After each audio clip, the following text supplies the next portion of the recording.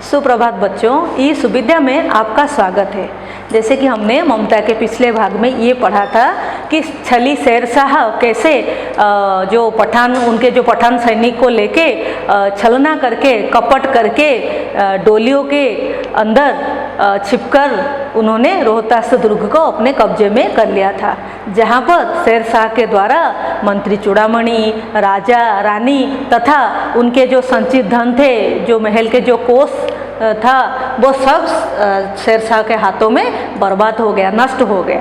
लेकिन ममता वहाँ से किसी को न मिली, कहीं चली गई थी। आइए अगले भाग में हम ये देखते हैं कि ममता वहाँ से कहाँ चली गई या फिर उसके साथ कुछ हो ना गया। तो आइए हम इसके अगला भाग को अध्ययन करते हैं। काशी के उत्तर धर्मचक्र विहार मौर्य और गुप्त सम्राटों की कीर्ति का खंडहर था।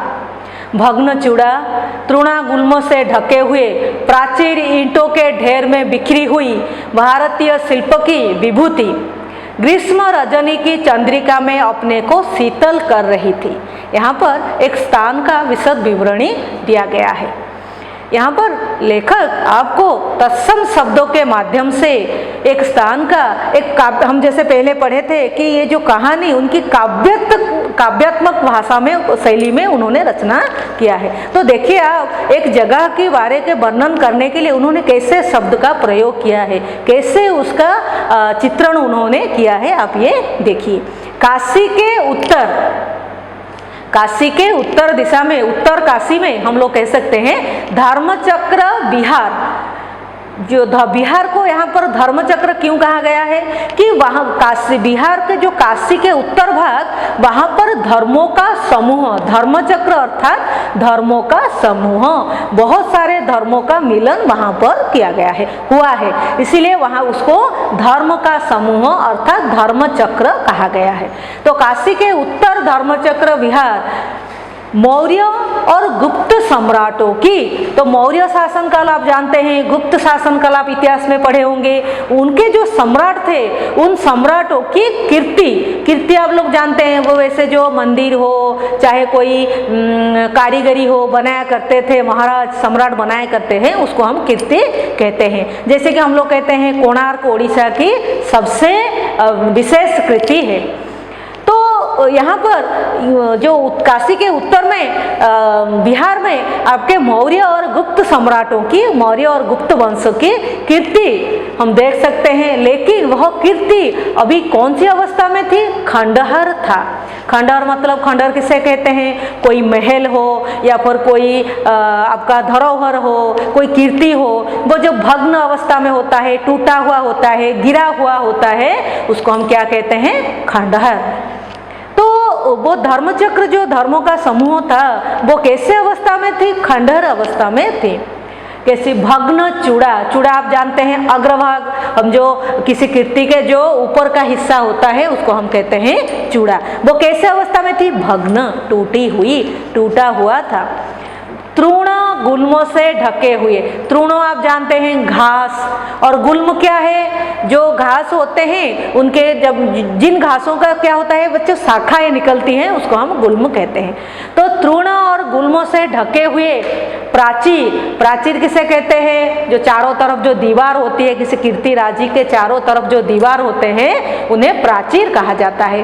तो ये प्राचीर कैसे थी? तृण और गुल्मों से ढके हुए थे।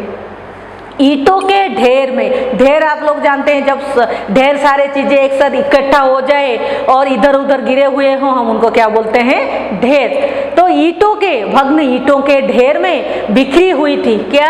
भारतीय शिल्प की विभूति किसे कहते हैं? कोई चीज अगर नष्ट हो जाए, कोई चीज अगर जल जाए, उसके आखिर में जो अंश हमें मिलते हैं, जो बचा हुआ अंश होता है, हम इसको कहते हैं विभूति। तो भारतीय शिल्प की, आप जैसे जानते हैं गुप्त और मौर्य सम्राट वंश, उनके जो कीर्ति थी, उनकी जो शिल्प था, उसकी भग्न अवस्था, जो बची हुई कुछ चीज़ें थी, वह उसको लेखक ने यहाँ विभूति कहा है, वह ऐसी अवस्था में थी। वह भारतीय शिल्प की भग्न शेष अवस्था ग्रीष्म रजनी की, अर्थात हम जो पढ़ रहे हैं कौन सी ऋतु चल रही थी, ग्रीष्म ऋतु की रजनी की चंद्रिका में, चंद्रिका चांदनी अर्थात रात के समय की बात है। तो चंद्रमा में, चांद चंद्रिका में वह जो खंडहर था अपने को शीतल कर रही थी। तो आप देख सकते हैं यहाँ पर लेखक ने कैसे भाषाओं का प्रयोग किया है, कैसे काव्यात्मक ढंग से, जैसे कोई कविता लिखा गया है, जैसे कोई कविता के माध्यम से वह देखिए कैसे शब्द इस्तेमाल करके वो जो धर्मचक्र विहार का जो खंडहर था उसको कैसे उन्होंने वर्णन किया है। तो वहाँ पर जहाँ पंचवर्गीय भिक्षु गौतम का उपदेश ग्रहण करने के लिए पहले मिले थे, तो यह धर्मचक्र पर क्या हुआ था, पंचवर्गीय, आप जानते हैं कि जो गौतम बुद्ध थे पहले 5 शिष्यों ने उनसे शिष्यत्व, भिक्षु जिसको हम भिक्षु कहते हैं, वो उनसे ग्रहण किया था। तो इसलिए लेखक कहते हैं पंचवर्गीय भिक्षु गौतम का उपदेश ग्रहण करने के लिए पहले मिले थे। उसी स्तूप के भग्नावशेष की मलिन छाया में एक झोपड़ी की दीपालोक में एक स्त्री पाठ कर रही थी। तो स्तूप क्या होता है बच्चों, जो गौतम बुद्ध थे उनके जो अस्थि हो, चाहे दांत, केस हो आदि के जो स्मृति चिन्ह होते हैं, जहाँ पर समा के रखा जाता है, जहाँ पर उसको रख के पूजा किया जाता है, उसको हम क्या कहते हैं, स्तूप। अर्थात किसी स्तूप मतलब क्या होता है, एक डूह होता है, एक ऊंचा, आप टीला सुने होंगे जब आप 8वीं कक्षा में कुएं के मेंढक पढ़ रहे थे, उस पर एक शब्द था डूह, अर्थात मिट्टी का एक ऊंचा स्थान। तो इस एक हम यहाँ पर कहते एक ऊंचा स्थान जिसके नीचे भगवान बुद्ध के अस्थि, दांत, केस आदि स्मृति चिन्ह रखे जाते हैं, उसको क्या कहा जाता है, स्तूप। तो वहाँ पर धर्मचक्र जो विहार था, वहाँ पर गौतम बुद्ध जी के एक स्तूप था। उस स्तूप किस अवस्था में थी, भग्न अवस्था में थी। इसीलिए लेखक कहते हैं उस स्तूप के भग्नावशेष की मलिन छाया, तो वो तो टूट चुकी है, इसीलिए उसके जो छाया को, जैसे कि आप देखे चांदनी रात में वो चीज़ों की छाया को उन्होंने वर्णन किया है, तो उसकी मलिन छाया, अर्थात आप तो जैसे पहले ही देख चुके, वो टूटी हुई थी, उसका कोई अच्छा अंश नहीं था, इसीलिए उसको कहा गया है भग्नावशेष की मलिन छाया में। एक झोपड़ी थी, उस स्तूप के पास में एक झोपड़ी, एक कुटिया थी, उस कुटिया में दीपालोक, दीप के आलोक में, अर्थात कोई दिया जलाकर उसके आलोक में एक स्त्री पाठ कर रही थी, अर्थात श्लोक उच्चारण कर रही थी। कौन सा श्लोक उच्चारण कर रही थी, अनन्यासी चंतयोते माम ये जना पर्युपासते। क्या आप जानते हैं ये भगवत गीता का एक अंश है, और इसका अर्थ ये है कि वो स्त्री जो पाठ कर रही थी, तो वो भगवत गीता को पाठ कर रही थी। भगवत गीता में जो भाग होते हैं, नवी भाग को वो पाठ कर रही थी। उस नवी भाग में यह श्लोक है, इसके बाद में भी श्लोक है, लेकिन आपको जानने के लिए बस एक ही भाग दिया गया है, अनन्यासी चंतयोते माम ये जना पर्युपासते। अर्थात इसका अर्थ है जो अनन्य प्रेमी भक्तजन होते हैं, मुझ परमेश्वर को निरंतर चिंतन करते रहते हैं। वो जो भी है, वो लेखक कहना चाहते हैं कि वो स्त्री पाठ कर रही थी, उसी समय उसका पाठ बीच में ही रुक गया। जैसे कि आप देख रहे हैं ये श्लोक का सिर्फ पहला भाग दिया गया है, अर्थात किसी कारणवश उसका पाठ रुक गया। एक भीषण और हताश आकृति दीप के मंद प्रकाश में सामने खड़ी थी। स्त्री उठी, उसने कपाट बंद करना चाहा, परंतु व्यक्ति ने कहा, अर्थात उसके जो कुटिया थी, उसकी जो झोपड़ी थी, उस झोपड़ी के सामने एक मनुष्य आके खड़ा था। कैसी मनुष्य, उसकी भीषण और हताश आकृति थी, अर्थात वो बहुत ही बड़े शरीर वाला, भयानक शरीर वाला व्यक्ति था।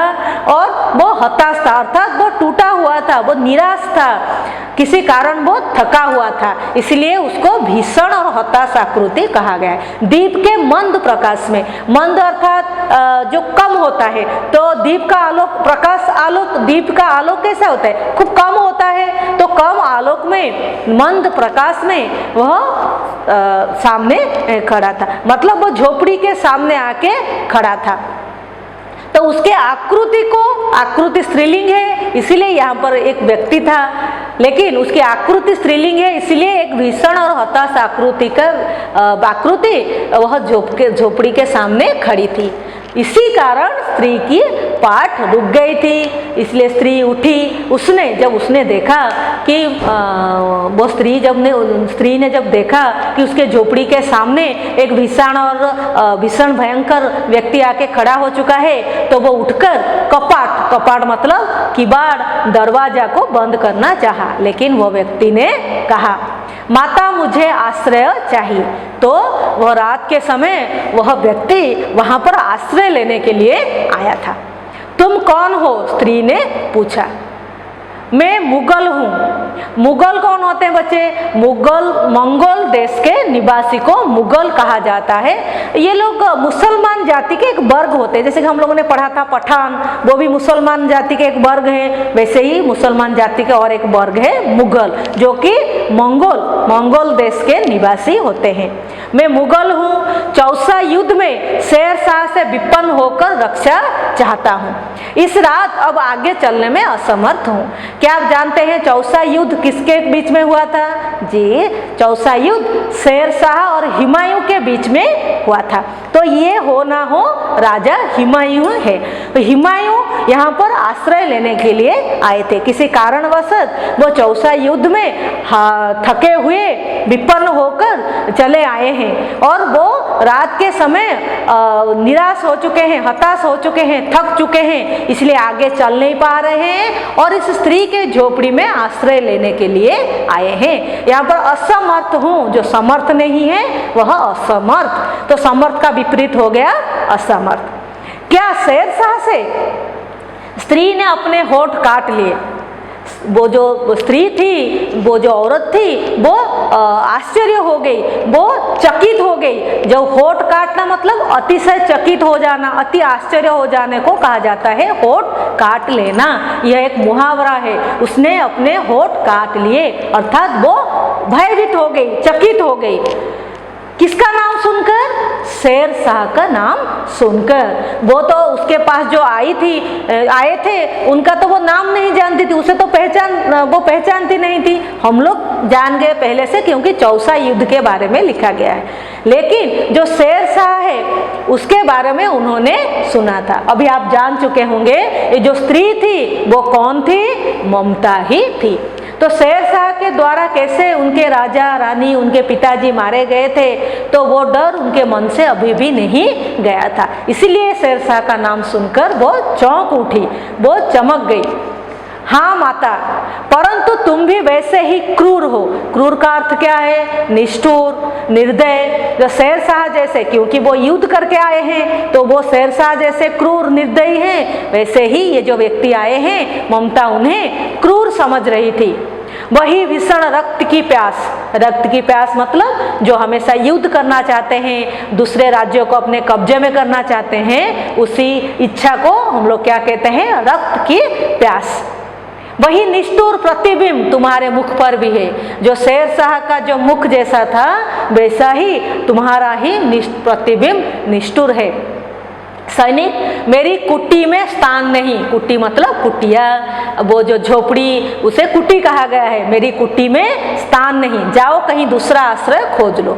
तो ममता उनको अपने घर में आश्रय देने के लिए नहीं चाहती थी, क्योंकि वो जानती थी कि वे बहुत ही क्रूर है, निष्ठुर हैं, क्योंकि वो युद्ध करके आए हैं। जो युद्ध करते हैं, क्यों युद्ध करते हैं? वो दूसरे पर अपना जोर जमाना चाहते हैं। गला सूख रहा है, साथी छूट गए हैं, अश्व गिर पड़ा है, इतना थका हुआ हूँ, इतना। वो व्यक्ति कहने लगा कि उसका गला सूख रहा है, उसके साथी पीछे रह गए हैं, उनका अश्व वो थक कर गिर पड़ा है, वो इतने थक चुके हैं कि आगे नहीं जा सकते। ये कहते हुए वह व्यक्ति धम से बैठ गया, अर्थात वो इतना थका हुआ था वो आगे और कुछ बोल नहीं पाया, वो वहीं पर ही धम से मतलब धड़ से बैठ गया और उसके सामने ब्रह्मांड घूमने लगा। जब आप ज़्यादा थके हुए होते हो, आपके सिर चकराने लगता है, वही उसके सामने ब्रह्मांड, ब्रह्मांड मतलब सारा विश्व, अर्थात कोई अगर चकरा के गिर जाता है उसे क्या कहा जाता है, उसके सामने सारा विश्व घूमने लगता है। स्त्री ने सोचा यह विपत्ति कहाँ से आई, उसने जल दिया। वह व्यक्ति उसे विपत्ति, विपदा की तरह लगा। दो सोचने लगी, अरे यार ये विपदा, ये भयानक आदमी कहाँ से मेरे जीवन में आ गया। उसने उसको जल पीने के लिए दिया। मुगल के प्राणों की रक्षा हुई। वो तो थक चुका था, प्यास के मारे वो थक गया था, इसलिए जब उसने जल पिया उसकी प्राणों की रक्षा हुई। तो आप मुझे बताइए यहाँ पर प्राण कौन सा लिंग है? प्राणों की रक्षा हुई है। तो आप प्राण को स्त्रीलिंग मत सोचिएगा, प्राण यहाँ पर पुल्लिंग है, क्योंकि मुगलों के प्राण। आप किसी भी शब्द का लिंग कैसे पहचानोगे? उसके साथ जो परसर्ग होता है, जो विभक्ति का चिन्ह होता है, उससे देखकर आप पहचानोगे। तो उसके जो पहले जो परसर्ग होता है उसको देखकर ही हम लोग उसका लिंग बता सकते हैं। तो प्राण के बाद के वाला परसर्ग नहीं, उसके जो पहले परसर्ग आया है के, उसके हिसाब से इसका लिंग हो गया पुल्लिंग। तो की किसके लिए लगा गया है? रक्षा। तो रक्षा के कारण की, तो की लगा है, रक्षा आपका स्त्रीलिंग है। तो प्राणों की रक्षा हुई। बहुत सोचने लगी। सब विधर्मी दया के पात्र ने, कौन सोचने लगी? वह स्त्री ममता सोचने लगी। सब विधर्मी, विधर्मी धर्मी विधर्मी, तो विधर्मी का अर्थ ये हो गया कि जिनका कोई धर्म नहीं होता है।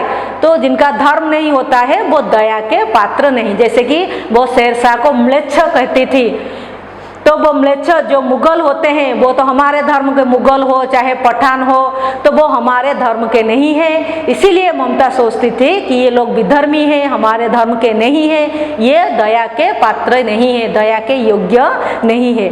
मेरे पिता का वध करने वाला आतताई, आतताई मतलब हत्याकारी, तो मेरे पिता का जिसने वध किया था वो भी उसके तरह एक विधर्मी ही था। घृणा से उसका मन विरक्त हो गया, वो घृणा से विरक्त हो गई, गुस्से में आ गई। स्वस्थ होकर मुगल ने कहा, माता तो फिर मैं चला जाऊं? तो वो मुगल जब पानी पिया, थोड़ा सा अपने आप को अच्छा महसूस करने लगा, सुस्त हो गया, तो वो बोला कि माँ मैं क्या यहाँ से वापस चला जाऊं? स्त्री विचार कर रही थी, मैं ब्राह्मण हूँ, मुझे तो अपना धर्म अतिथि देव की उपासना का पालन करना चाहिए। तो आप जैसे जानते हैं कि हमारे भारतवर्ष में जो हिंदू हैं उनका धर्म क्या है कि अतिथि देवो भव, अर्थात अतिथि को वो भगवान मानते हैं, हम लोग अतिथि को देवता मानते हैं। और ममता ब्राह्मण की पुत्री थी, वो ब्राह्मण थी और वो अपना धर्म नहीं छोड़ना चाहती थी। हम पहले से जानते हैं कि ममता चरित्र के माध्यम से जयशंकर प्रसाद जी भारतीय संस्कृति परंपरा को हमारे सामने रखने की कोशिश की है। तो यहाँ पर वो ममता के द्वारा बताते हैं कि मैं ब्राह्मण हूँ, मेरा धर्म है कि मैं अतिथि को अपना देवता मानूं, उनकी उपासना अर्थात पूजा करना चाहिए। परंतु यहाँ ये तो अधर्मी है ना, ये तो विधर्मी है, ये दया का पात्र नहीं।